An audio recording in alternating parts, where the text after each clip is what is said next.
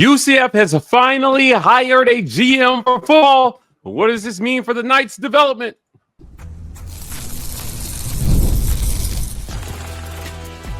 You are Locked On UCF, your daily podcast on the UCF Knights, part of the Locked On Podcast Network, your team every day. Welcome on in to Locked On UCF, your daily UCF podcast. I'm your host, Mike G, and thank you so much for making us your first listen of every day. Turn us up, turn us on, we'll turn it out. I'm here with my friend Andrew Gluchov to talk a little UCF football on today's show. We're going to talk about a recent hire they made at GM. Trent Mossbrucker joins the staff. We'll talk about the importance of GMs in college football today, and then development versus recruiting. Mossbrucker was really, really good at having an eye for talent. We'll talk about how that could pay dividends for UCF here in 2025. Let's start at the top, Andrew. Trent Mossbrucker joins the staff from Louisville. He's worked with Scott Frost before in the past. They announced the hire just recently, and he is going to be the general manager of football player personnel acquisitions and roster management. So he first teamed up with Scott Frost in 2017 at UCF as assistant director of football operations, followed Frost to Nebraska serving as director of football and recruiting administration. And they've got a pretty good track record bringing in players from the portal, finding diamonds in the rough, and turning those guys into NFL type caliber players. Talk to me about Trent Mossbrucker and this hire. Frost seems to be tapping a lot of guys he worked with before in the past. In his recent press conference, he talked about, he was asked a question about bringing in guys he had worked with. He's continuing along that line. Is this a good formula? Oh, absolutely. It's not what you know, it's who you know. And, networking is a big thing. I mean, when he left UCF Frosted last time, he took the entire staff with him because he developed a good rapport, good connections, and whatnot. Fast forward to now, he's using his network still, bringing in McKenzie, Milton, now bringing in Trent Mossbrucker. There's a bunch of other guys, Sean Beckton, a lot of other coaches in between there that he has a prior relationship with, or at least some sort of connection. This is a good move. Mossbrucker has, he was chief of staff at Yale before coming to UCF. So he knows the admin side of the game. And now things have changed. It used to be just recruiting. Well, now it's not just about recruiting. Now you have to manage dollars and cents. You've got, X millions of dollars to work with on building and maintaining a roster. And that's what he's going to be focusing on as general manager. He wasn't with Frost the entire time, obviously coming from Louisville. When things were starting to fall apart at Nebraska at the end of 21, number of people moved on to other jobs. Mossbrucker goes to Louisville, very much a legitimate program. And he, was a recruiting coordinator there. And so, that's his bread and butter is, he has an eye for talent. And if you have an eye for talent, you can also figure out the dollar values that go with it. And I think that's where his chief of staff expertise comes into play, because you need that administrative side. I've lived in an Excel spreadsheet for many years, so I can appreciate the aspect that comes with the general manager role of basically managing the roster, from that side. This is a very important move from UCF's standpoint. It's something that needed to happen. And I think they got a really talented guy, did well at UCF. We've heard from people who actually learned under him about, how competent and talented Mossbrucker is. So I the glowing reviews just kind of speak for themselves. They do indeed. Kind of digging a little deeper here into his role responsibilities. That's going to include contract negotiation and cap strategy and personnel evaluation. So we're starting to see more of this NFL type GM role where you need guys who have an eye for talent. Now, on our last segment, we talked about UCF being 71st in recruiting. And I'm telling you, while you try to catch up to the top of the Big 12 in terms of recruiting 4 and 5 star guys, highly coveted 4 and 5 star guys, you need to be able to identify the diamonds in the rough along the way that are really going to help push your program forward. And Trent Mossbrucker is going to be at the head of that charge, trying to make sure, like, hey, look, we can't afford to overlook anybody. We can't miss when we go out and we evaluate guys that everybody else might be overlooking. It's not all about stars, Andrew. I think stars are vastly overrated. While it's become much more, more easy, I guess, a much easier process of being able to get your tape out there. It used to be much more difficult. I still take stars with a grain of salt because they're very subjective. They move. They're constantly moving. They move up and down based on the schools that are interested. So I don't put too much credence into it.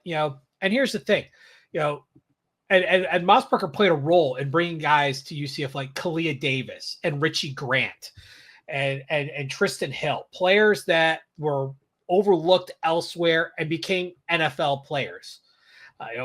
Obviously, you did something right there. And UCF has had a habit of taking guys who are often overlooked or not heavily recruited and turning them into stars. Blake Bortles, for example, was mostly looked as a tight end and didn't have that many offers because everyone was so busy looking at Jeff Driscoll, a few miles down the road. They missed him.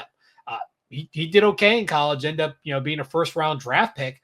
It's no different. Kevin Smith, was overlooked and end up, almost breaking Barry Sanders' single-season record. There's lots of players out there that fly under the radar, and that's where the coaching staffs really make the magic happen. Is they take those diamonds in the rough and they polish them and turn them into future NFL players. And Mossbrucker having a record of doing that, as well as being able to work on helping manage the cap and that player personnel role, I think as a general manager, is going to be a very, very important role. UCF's struggles last year partially was because of a lack of a GM. You had a coach that was trying to do it all. He couldn't do it, and he fell apart.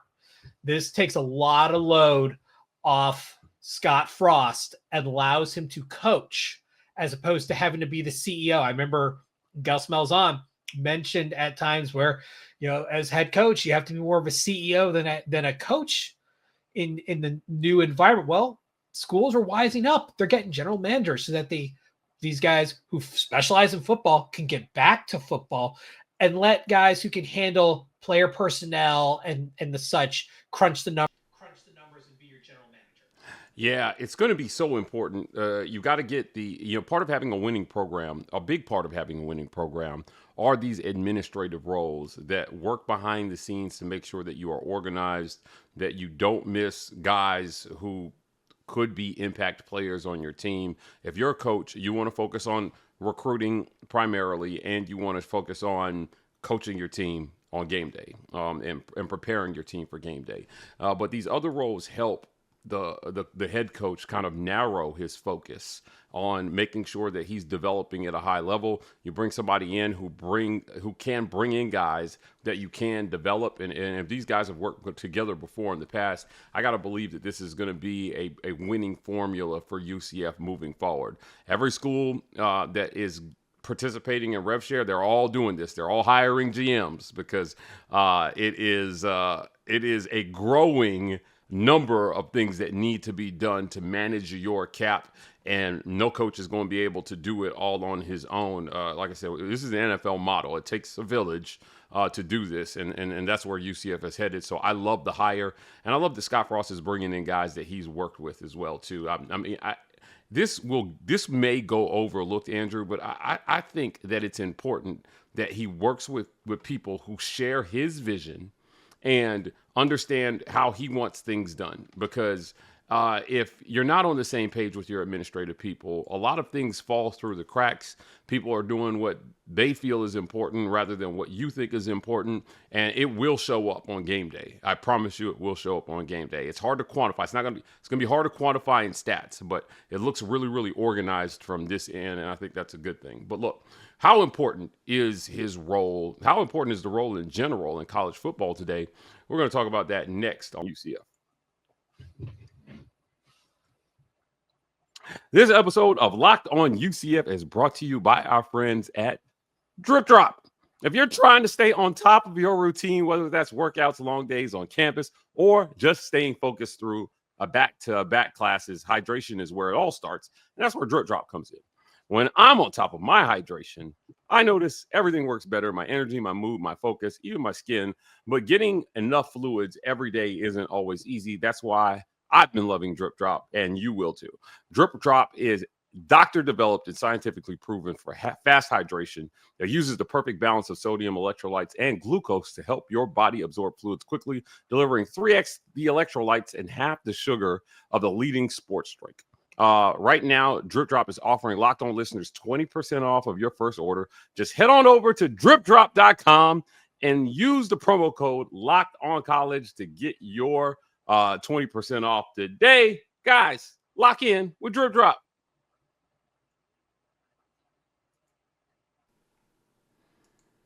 Drip Drop might be my favorite product that we've advertised all here. Knock, knock, Drip Drop.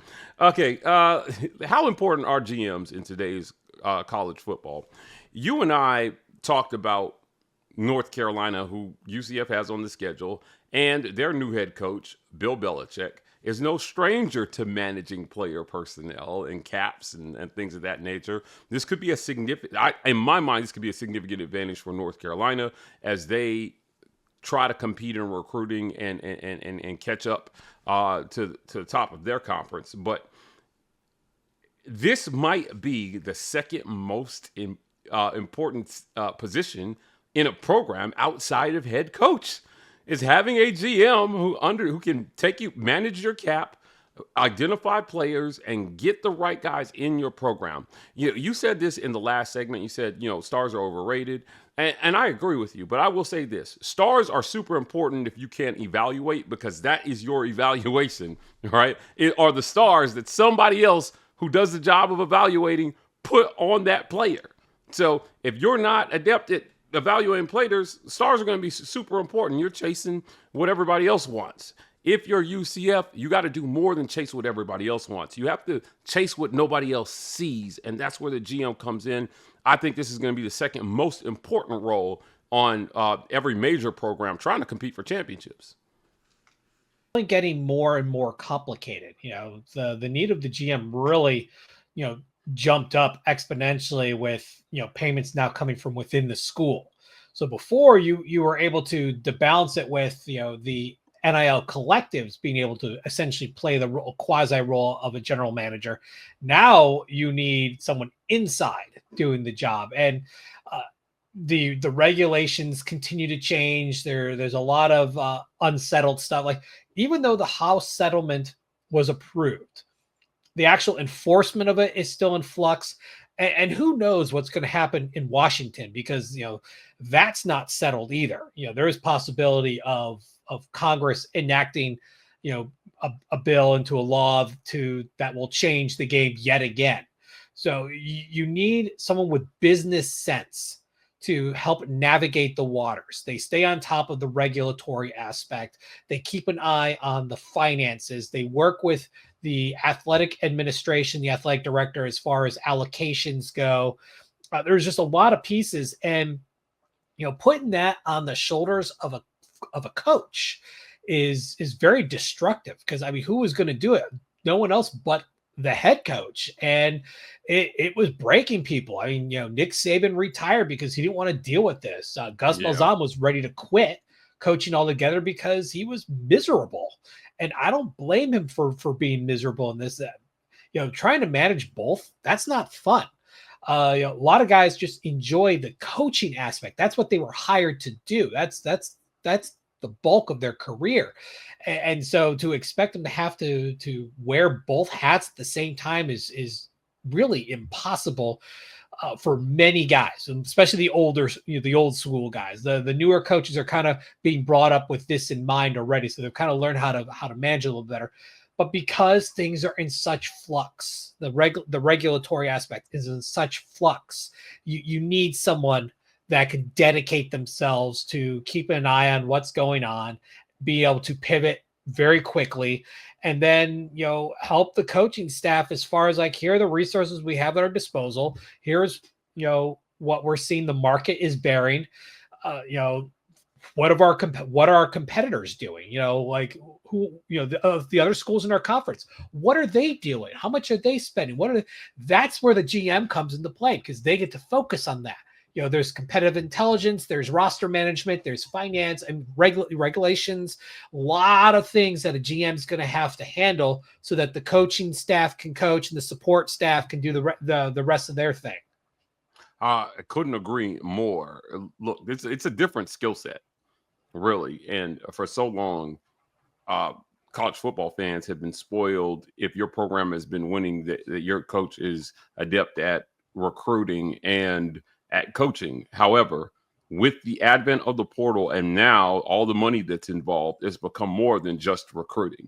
All the traditional tenets of recruiting have come down back to the field, and you've got all these other aspects of getting guys to your program that are super important. But look, we're going to close the show talking about development versus recruiting.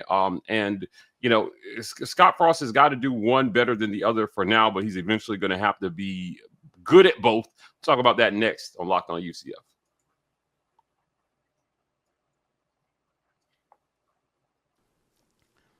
Would you rather have wins or would you rather have recruiting? This is a question that was posed to me on social media by a prominent Twitter account. And I said, I don't understand the question. How do you have wins without recruiting? But this particular account is a fan of a school that has not recruited perennially in the top 10. So when they have good seasons, I don't want to call them out. When they have good seasons, it's those one-off seasons, right? That where you're good and your coach kind of does more with less. But it is hard to consistently do more with less at the college football level. At some point, you just have to have dogs. Now, when you're good at both pieces, recruiting and development, you get Alabama, right? That's Nick Saban. He's putting guys in the NFL and he's recruiting at a high level, right? And one feeds the other. It just becomes this cycle of him just getting any player he wants. There are only a few guys who have experienced that sort of success and won consistently for as long as he won.